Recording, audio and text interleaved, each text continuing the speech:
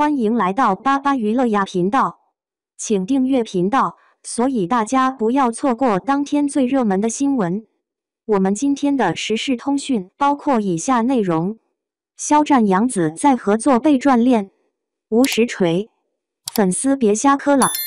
最近刷手机真的服了，10条娱乐新闻里8条都在说肖战杨紫是不是谈恋爱了。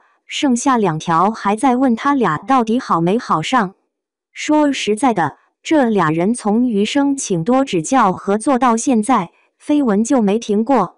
尤其是2025年要一起拍《风月不相关》的消息一出来，评论区那叫一个热闹，跟炸开锅似的。但你们仔细想想，他俩在余生片场那些互动，不就跟咱们上班时和聊得来的同事说笑被别人误会一样吗？就说拍对手戏笑场那次，肖战手没及时收回来，这在片场太常见了吧？总不能要求演员笑场了，还得跟机器人似的嗖一下弹开吧？还有互相拍照，哪个剧组没这事儿啊？难不成拍张照就是谈恋爱了？后来有人扒出他俩私下聚餐，穿的衣服看着像情侣装，这就更扯了。明星身上的衣服不是代言的就是品牌界的，撞款的概率比咱们普通人撞衫还高。前阵子不还有别的明星穿了同品牌的外套被拍，难不成他们都是情侣？再说了，聚餐说不定还有其他朋友呢，就拍了俩人的镜头，谁知道是不是从大合照里截的图？这次风月不相关是正午阳光的戏，人家团队选演员多严格啊！要是真因为恋爱才合作，那正午阳光这些年攒下的口碑不就砸了？说白了，就是觉得俩人演技搭，有默契，才在找他们合作，这叫专业，懂不懂？而且双方工作室都辟过好几次谣了，每次绯闻一起来，就赶紧出来说就是朋友。狗子刘大锤你们知道吧？他追着拍了那么久，也说没实锤，还吐槽总有人逼我编料，连专门靠爆料吃饭的都没东西放出来，这还不能说明问题吗？杨紫后来减少私下联系，我倒觉得挺聪明的。娱乐圈就这样，你越解释，人家越觉得这是欲盖弥彰吧，不如少接触，省得被拍。之前有对演员也是合作完被转绯闻，后来干脆公开活动都不同台，反而清静了，这哪是心虚，这是保护自己啊！再说肖战，他之前在采访里明明白白说过，喜欢温柔沉稳、长发文艺的女生，还强调的互相理解。杨紫那性格多爽朗啊，跟温柔沉稳压根不搭边。总不能因为人家合作有默契，就硬给按个符合择偶标准的帽子吧？其实娱乐圈这种事真不少见。前几年有对演员合作了3部剧，每部播的时候都被转恋爱，结果人家各自有对象，现在照样是好朋友。观众看剧入戏很正常，但把对角色的喜欢转移到真人身上，就有点过了。媒体也挺有意思，逮着个眼神互动就写含情脉脉，拍张同框就说疑似约会。他们就不想想，明星也是人啊，难道连跟异性朋友吃饭聊天的权利都没有？咱们普通人跟同事处得好，也会被开玩笑，可谁会当真啊？粉丝们更别瞎磕了，你以为是帮哥哥姐姐，其实是给他们添乱。之前有粉丝追着剧组拍，就为了找糖，结果耽误人家拍戏，最后演员还得出来道歉，这哪是支持，这是给偶像招黑啊！说真的，与其盯着人家私生活，不如期待新剧。正午阳光的剧质量一直在线，风月不相关，光看剧情简介就挺带感的。肖战杨紫又是第2次合作，演技肯定更默契。到时候剧播了，好好看他们飙戏，不比在这儿猜来猜去强。肖战杨紫再合作被转恋爱，无实锤，别让磕 CP 跑偏了。近段时间，娱乐圈又迎来了一波流量狂潮。刷开手机，8、9成的热搜8、9成的娱乐账号推送几乎都在围绕同一个话题打转：肖战和杨紫是不是在谈恋爱？有的标题直白到实锤来了，有的则打上问号吊人胃口。剩下那零零散散的新闻，也大多是相关延伸。两人是不是因为感情才再度合作？有没有粉丝目击私下约会？评论区更是热闹非凡，磕糖的、吃瓜的、辟谣的，吵得跟过年似的。但冷静下来想一想，真有必要把一次正常的合作过度解读到恋爱实锤这种程度吗？今天我们就来好好聊聊这件事。从余生，请多指教到风月不相关绯闻的源头。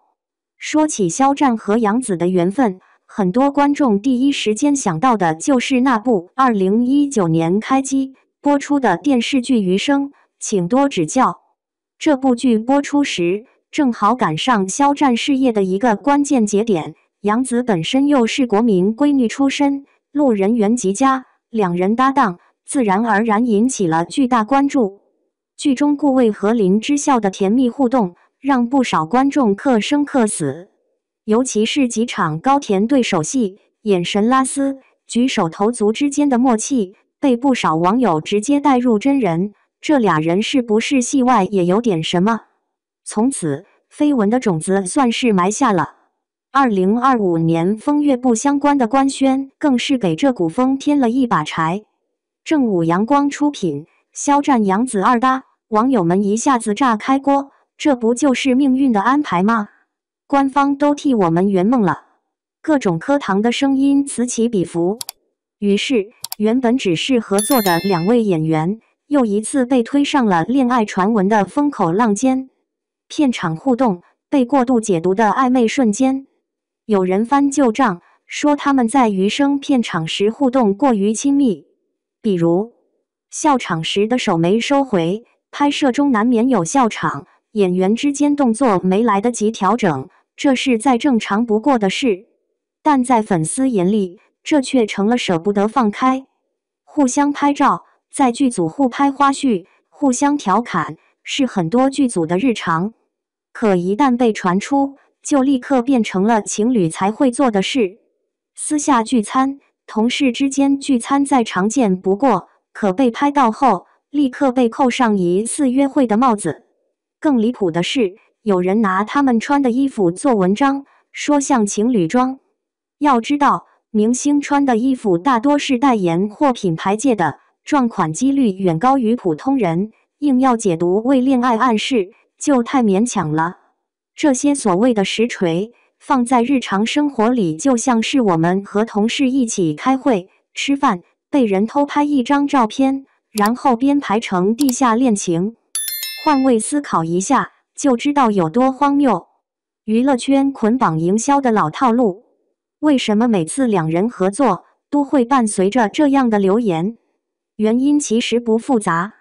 CP 话题能带流量，观众在追剧时很容易把角色感情带到演员身上，营销号和媒体正是利用了这一心理，稍微放点模糊信息，就能引发大量讨论。粉丝爱磕糖，部分粉丝会把角色甜延伸到真人甜，热情之下容易忽略理智。媒体的逐利心态，狗子、营销号靠的就是博眼球。他们往往抓住一个眼神、一个动作，加上夸张标题，就能赚取点击率。至于真假，反倒没那么重要。这种模式在娱乐圈早已屡见不鲜。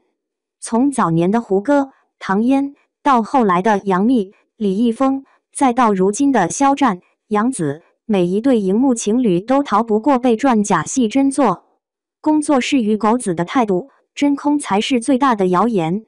其实，肖战和杨紫的工作室都曾多次辟谣，明确表示两人只是朋友、合作伙伴。但无奈的是，辟谣往往起不到作用，反而被曲解成此地无银300两。就连靠爆料生存的狗子刘大锤，也公开说过，这两个人我追了很久，没实锤。他甚至抱怨，有些粉丝总希望他编点料，这本身就说明所谓的恋情传闻并没有真实依据。杨紫的选择减少接触，不是心虚，而是保护。细心的网友会发现，余生之后，杨紫在公开场合与肖战的互动明显减少，这被部分人解读为刻意保持距离。但换个角度想，这正是聪明的做法。娱乐圈里，越解释越容易被说欲盖弥彰，适度保持距离，避免被拍到模糊画面，反而能减少不必要的揣测。很多演员搭档后也采取类似做法，并不是因为心虚，而是保护彼此。择偶标准与人设，别硬套。肖战在采访中明确表示，自己喜欢温柔沉稳、文艺气质的女生，还特别强调要互相理解。杨紫的性格外向爽朗，虽然很受欢迎，但和肖战描述的类型并不吻合。娱乐圈里，因为默契就强行把两人捆绑在一起，甚至拿来套择偶标准，实在牵强。就像我们身边能聊得来的同事未必是恋人，只是好朋友、好搭档。从粉丝行为看，支持与添乱一念之间。很多时候，粉丝自以为的磕糖助攻，实际上却可能给偶像添乱。有粉丝跑去剧组蹲点，只为了找暧昧证据，结果影响拍摄秩序。有人把剪辑过的视频当实锤疯狂传播，最后反倒引来黑粉攻击。甚至出现过粉丝因为不满绯闻，跑去骂对方艺人，引发两家粉丝撕扯。这些行为不仅伤害演员本身，还可能破坏合作氛围，得不偿失。真正的支持应该是尊重偶像的职业选择，安静等待作品上线，而不是给他们制造舆论麻烦。媒体生态与观众心态，为什么大家爱看恋爱瓜？这背后其实是娱乐产业的一种循环。媒体需要流量，粉丝渴望情绪出，观众喜欢热闹，于是恋爱瓜就成了最容易爆的点。但仔细想想，明星也是普通人，他们需要和朋友聚会，需要和同事聊天，也会有相处默契。把这些自然的行为放大成恋爱证据，对他们来说是一种隐形的压力。理性追星，把注意力放回作品。相比盯着明星的私生活，真正值得期待的其实是他们的作品。正午阳光出品的电视剧向来有口碑保证，风月不相关的剧本设定也颇具看点，家国情怀与个人命运交织，权谋与情感并行。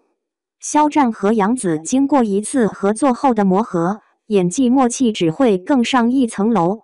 观众完全可以期待他们在角色中再次碰撞火花。追星的最佳方式，不是窥探偶像的日常，而是欣赏他们在荧幕上的表现。用收视率、口碑去支持他们，远比在评论区争吵或瞎磕 CP 更有意义。肖战和杨紫是否恋爱？答案其实早已清清，没有实锤，就是空穴来风。工作室辟过谣，狗子否认过，当事人也从未默认。所谓的恋爱证据，不过是正常合作和生活片段被过度解读。与其沉迷于虚无的绯闻，不如耐心等待风月不相关的播出，看看他们如何用角色说话。真正的好演员，值得被记住的从来不是和谁赚过恋爱，而是演过哪些让人难忘的角色。